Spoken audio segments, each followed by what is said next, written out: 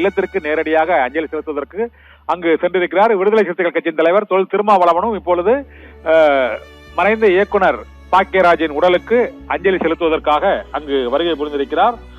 தமிழ் திரையுலகில் 80களில் மிக பெரும் கதை, திரைக்கதை, வசனம், இயக்கம், இசை, நடிப்பு என ஒரு புதிய பாய்ச்சலை ஏற்படுத்திய பாவரிசை இயக்குநர்களில் பாக்கியராஜும் மிக முக்கியமான இடத்தை பெறுகிறார். இந்திய அளவில் திரைக்கதை அமைப்பதில் மிகச்சிறந்த சாதனை படைத்தவர் என்ற புகழை பெற்ற மறைந்த கே பாக்கியராஜின் உடலுக்கு அஞ்சலி செலுத்துவதற்காக திமுக தலைவர் மு.க. ஸ்டாலின் மற்றும் விடுதலை சிறுத்தைகள் கட்சி தலைவர் தொல் திருமாவளவன் மற்றும் திரையுலக பிரமுகர்கள் ஏராளமானோர் அவருடைய இல்லத்தில் கண்ணீர் அஞ்சலி செலுத்திக் கொண்டிருக்கக்கூடிய அந்த காட்சியை நாம் இப்போது பார்த்து கொண்டு இருக்கிறோம். பாக்கியராஜின் பொன்விழாவை, அதாவது 50 ஆண்டு திரையுலக பணியை சிறப்பிக்கும் வகையில் நடைபெற்ற பாராட்டு விழாவில் சில மாதங்களுக்கு முன்பு திமுக தலைவர், அப்போதைய முதலமைச்சருமாக இருந்த மு.க. ஸ்டாலின் பங்கேற்று அவருக்கு புகழாரம் சூட்டிய அந்த நினைவுகளை அவருடைய இரங்கல் செய்தியில் அவர் பகிர்ந்திருந்தார். இப்போது அவருடைய இல்லத்துக்கு நேரடியாக சென்று இறுதி அஞ்சலி செலுத்துவதற்கு அவர் வருகை புரிந்திருக்கக்கூடிய காட்சியும் அங்கு கண்ணீர் மல்க அவருடைய பாக்கியராஜின் மகன் சாந்தனு மற்றும் மகள் உள்ளிட்டோருக்கு, சரண்யா உள்ளிட்டோருக்கு ஆறுதல் தெரிவிக்கக்கூடிய அந்த காட்சிகளையும் இப்போது நாம் பார்த்து கொண்டிருக்கிறோம். பாக்கியராஜின் மறைந்த இயக்குனர் பாக்கியராஜுக்கு அரசு மரியாதை வழங்கப்படும் என முதலமைச்சர் விஜய் அறிவித்திருக்கிறார். நாளை பிற்பகல் பெசன்ட் நகர் மயானத்தில் அவருடைய இறுதி சடங்குகள் நடைபெறும் என அறிவிக்கப்பட்டுள்ளது. இந்த நிலையில் அவருடைய இல்லத்திற்கு பல்வேறு கட்சிகளைச் சேர்ந்த அரசியல் தலைவர்கள், விடுதலை சிறுத்தைகள் கட்சியின் தலைவர் தொல் திருமாவளவன் உள்ளிட்டோரும் இப்போது மறைந்த இயக்குனர் பாக்கியராஜுக்கு உடலுக்கு அஞ்சலி செலுத்துவதற்கு வருகை புரிந்திருக்கக்கூடிய அந்த காட்சிகளை தான் இப்போது நாம் பார்த்து கொண்டிருக்கிறோம். இப்போது பாக்கியராஜின் இல்லத்திற்குள் திமுக தலைவரும் முன்னாள் முதலமைச்சருமான மு.க. ஸ்டாலின் அஞ்சலி செலுத்திக் கொண்டிருக்கிறார். அதைத் தொடர்ந்து இப்போது விடுதலை சிறுத்தைகள் கட்சியின் தலைவர் தொல் திருமாவளவனும் அந்த அஞ்சலி செலுத்துவதற்காக வருகை புரிந்திருக்கிறார்கள். இதே போல திராவிட இயக்க தமிழர் பேரவைத் தலைவர் சுப வீரபாண்டியன் மற்றும் முன்னாள் சட்டமன்ற உறுப்பினர் எழிலன் உள்ளிட்டோரும் இப்போது அஞ்சலி செலுத்துவதற்காக அங்கு பாக்கியராஜின் இல்லத்திற்கு சென்றிருக்கக்கூடிய அந்த காட்சியை இப்போது பார்த்துக் கொண்டிருக்கிறோம். பாக்கியராஜின் அரசியல் பயணத்தை பொறுத்தவரை அவர் எம்ஜிஆர் அதிமுக என்ற ஒரு கட்சியை அவர் தொடங்கி நடத்தி வந்திருந்தார்.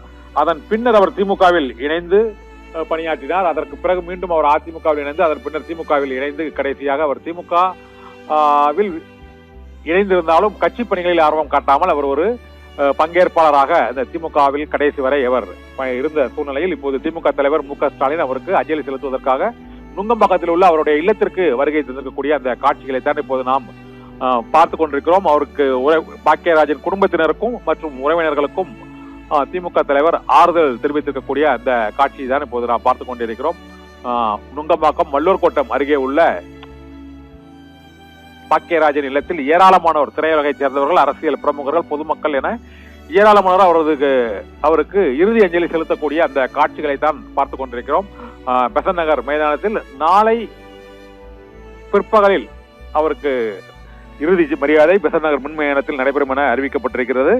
பாக்கியராஜுக்கு அரசு மரியாதை வழங்கப்படும் என்றும் முதலமைச்சர் விஜய் வெளியிட்டுள்ள அந்த இரங்கல் செய்தியில் அவர் அதனை அறிவித்திருக்கிறார்.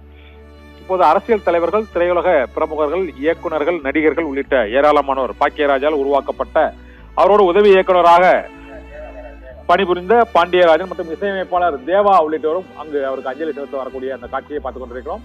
திரையுலகினர், இசையமைப்பாளர்கள், இயக்குநர்கள், துணை இயக்குநர்கள், பாண்டியராஜன், பார்த்திபன் மற்றும் லிவிங்ஸ்டன் உள்ளிட்டோரும் அங்கு அவருக்கு அஞ்சலி செலுத்துவதற்காக பாக்கியராஜன் இல்லத்திற்கு இப்போது அந்த இறுதி அஞ்சலி கண்ணீர் மல்க செலுத்திக் கொண்டிருக்கிறார்கள். அந்த காட்சிகளை தான் நாம் இப்போது பார்த்துக் கொண்டிருக்கிறோம். பல்வேறு அரசியல் கட்சி தலைவர்களும் நுங்கம்பாக்கத்தில் உள்ள வள்ளூர் கோட்டத்தில் உள்ள பாக்கியராஜின் இல்லத்திற்கு இறுதி அஞ்சலி செலுத்துவதற்காக வந்து வருகை புரிந்திருக்கிறார்கள். பாக்கியராஜின் திரைப்படங்களில் சாதாரண சாமானிய குடும்பத்தில், இளைஞர்களின் குடும்பத்தில், சமூகத்தில் நடக்கக்கூடிய அன்றாட நிகழ்வுகளை மிக எளிமையாக காட்சிப்படுத்தி மக்களை ஈர்க்கும் வகையில் அவருடைய ஒவ்வொரு திரைப்படங்களின் காட்சிகளும் வசனங்களும் இடம்பெற்று மக்கள் மனதில் நீங்காத இடத்தை பிடித்திருக்கின்றன. அவருடைய முதல் திரைப்படமான சுவரில்லாத சூத்திரங்கள் மற்றும் அந்த 7 நாட்கள், இன்று போய் நாளை வா, காதல், நகைச்சுவை மற்றும் உணர்ச்சி பூர்வமான காட்சிகள் நிறைந்த அந்த இன்று போய் நாளை வா என்ற திரைப்படத்தில் தான் ராதிகாவின் நடிப்பும் நகைச்சுவை காட்சிகளும் இன்றும் பேசப்படுகின்றன. அவருடைய திரைப்படங்களில் இருந்து பல கதைகள் மாற்றி எடுக்கப்பட்டு இன்றும் பல கதைகளாக, திரைப்படங்களாக பாக்கியராஜன் திரைப்படங்களில் உள்ள கதைகளையே சற்று மாற்றி பாண்டியராஜன் மற்றும் பார்த்திபன் உள்ளிட்ட வி சேகர், லிவிங்ஸ்டன் உள்ளிட்டோரும் அந்த திரைப்படங்களை அதே பாணியில், அதாவது குடும்பங்களில் நடக்கக்கூடிய சிறிய முரண்கள் மற்றும் பிரச்சனைகளை மையப்படுத்தி அதற்கு ஒரு தீர்வு, சுமூகமான ஒரு தீர்வு, பெண்களை மையப்படுத்தி அவருடைய கதைகள், பெண்களின் முக்கியத்துவம் மற்றும் பெண்களுடைய பிரச்சனைகள் என்னென்ன, சமூக வாழ்வில் அவர்கள் எதிர்கொள்ளக்கூடிய பிரச்சனைகள், ஏமாற்றங்கள் மற்றும் வெற்றிகள் ஆகியவற்றை மையப்படுத்தி பாக்கியராஜ் திரைப்படங்கள் எடுப்பதால் மகளிர், பெண்கள் ஆகியோரின் பேராதரவை பெற்ற திரைப்பட இயக்குனர் ஒருவர் என்றால் அது பாக்கியராஜ் என்றுதான் கூற முடியும். பாக்கியராஜை விட அதிகமான பெண்கள் விரும்பி திரைப்படங்களை பார்க்கக்கூடிய வகையில் திரைப்படங்களை இயக்கிய இயக்குனர் வேறொருவர் உண்டென்றால் இல்லை என்றே கூறலாம். பாக்கியராஜின் திரைப்படங்கள் திரையிடும் திரையரங்குகளில் மகளிர் கூட்டம், அந்த மகளிர் கவுண்டர்களில் அலைமோதும் கூட்டம் என்பதுகளில் அங்கு திரண்டிருக்கக்கூடிய காட்சிகளே அதற்கு சாட்சிகளாக இருந்திருக்கின்றன. அவருடைய திரைப்படங்களில் சமூக சீர்திருத்த கருத்துக்களும் மற்றும் அது தொடர்பான நகைச்சுவை காட்சிகளும் மிக எளிமையான வசனங்களால், காட்சிகளால் சமூகத்தை கேள்விக்குள்ளாக்கும் வகையில் இடம்பெற வைப்பதும் பாக்கியராஜின் ஒரு தனித்துவமான திறமையாக பார்க்கப்படுகிறது. அவருடைய ஒருகை ஓசை திரைப்படத்தில் வாய் பேச முடியாத இளைஞர் ஒருவர் ஒரு மருத்துவரிடம் அவருடைய காதலை சொல்லும் கதை, அதன் பின்னர் வாய் பேச முடிந்தவுடன் அவர் பேசுவதற்கு விரும்பாத ஒரு சூழ்நிலையை ஒரு கவிதையாக அந்த திரைப்படத்தில் அவர் படைத்திருப்பார் என்று அப்போது அந்த ஒருகை ஓசை திரைப்படம் அனைவரின் கவனத்தையும் சுவரில்லாத சித்திரங்களுக்கு பிறகு அந்த ஒருகை ஓசை திரைப்படம் வாய் பேச முடியாத ஒருவன் பேசுவதற்கு ஆசைப்படுவதும், பேசுவதற்கு அந்த மருத்துவம் மூலமாக சிகிச்சை பெற்று பேசுவதற்கான வாய்ப்பு கிடைத்து அவருக்கு முடிந்த காலத்தில் பேசுவதற்கே அவர் விரும்பாத ஒரு சமூக சூழலும் அவருடைய வாழ்க்கை பிரச்சனையும் இருப்பதை மிக அழகாக அந்த கவிதையில் தெரிவித்திருப்பார். மேலும் ஜாதிய ஏற்றத்தாழ்வுகளையும் மிக வெளிப்படையாக அந்த திரைப்படத்தில் காண்பித்து ஒருகை ஓசை திரைப்படம் தமிழ் திரையுலகில் ஒரு மிக முக்கியமான கதையம்சம் உள்ள திரைப்படம். இதே போல மௌன கீதங்கள் திரைப்படத்தில் ஒரே அலுவலகத்தில் வேலை, எதிரெதிர் வீடு, ஆனால் கணவன் மனைவி இருவரும் பிரிந்திருப்பார்கள். அந்த குழந்தை படக்கூடிய சிரமங்கள் மற்றும் இருவருக்கும் இடையே ஏற்படக்கூடிய அந்த தன்முனைப்பு, ஈகோ ஆகியவற்றால் ஏற்படக்கூடிய அந்த வைராக்கியம் ஆகியவற்றை சரிதா அந்த திரைப்படத்தில், மௌன கீதங்கள் திரைப்படத்தில் பாக்கியராஜுக்கும் சரிதாவுக்கும் இடையே ஏற்படக்கூடிய மோதல் காட்சிகள் மற்றும் அந்த ஊழல்கள் ஆகியவை மிக அருமையாக அந்த மௌன கீதங்கள் திரைப்படத்தில், மேலும் அந்த திரைப்படத்தில் உள்ள அந்த பாக்கியராஜ் சரிதா இருவதற்குமான மகன், அந்த சிறுவன், அவனுடைய கதாபாத்திரமும் மிகுந்த முக்கியத்துவம் வாய்ந்ததாக இருக்கும். அவருடைய திரைப்படங்களில் குழந்தைகள் சிறுவர்களுக்கும் மிகுந்த ஒரு முக்கியத்துவம் குறித்து அந்த பாத்திரத்திற்கு வலிமை சேர்க்கும் மிக முந்தானை முடிச்சு திரைப்படமாக இருந்தாலும் சரி, அது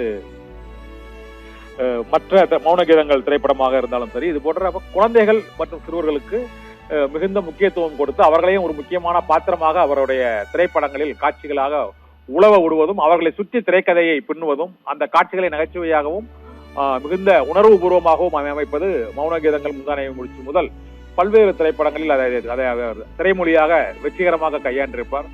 இதே போல அவருடைய கனவுகளை நனவாக்கிய, அதாவது தாவணி கனவுகள் என்ற திரைப்படத்தில் அவரை இயக்கிய பாரதி ராஜாவையும் நடிக்க வைத்திருப்பார். நடிகர் திலகம் சிவாஜி கணேசனையும் அந்த திரைப்படத்தில் மிக முக்கியமான கதாபாத்திரத்தில் நடிக்க வைத்திருப்பார். இயக்குனர் பார்த்திபனையும் அறிமுகப்படுத்தியதும் தாவணி கனவுகள் திரைப்படம் தான். அது அவருடைய படம் மிகப்பெரிய வெற்றி அடையவில்லை என்றாலும் மன நிறைவளித்த படங்களில் பாக்கியராஜுக்கு மிக முக்கியமான படங்கள் தாவணி கனவுகள் என்ற திரைப்படம். அந்த திரைப்படத்தில் 5 சகோதரிகளுக்கு திருமணம் செய்து வைப்பதற்காக ஒரு அண்ணன் ஒரு சகோதரன் படும் பாடு அந்த திரைப்படத்தில், தாவணி கனவுகள் திரைப்படத்தில் மிகவும் எளிமையாகவும் உணர்வு பூர்வமாகவும் காட்சி அமைக்கப்பட்டிருப்பது தமிழக மக்கள் மனதில் என்றென்றும் நினைவில் இருக்கும்.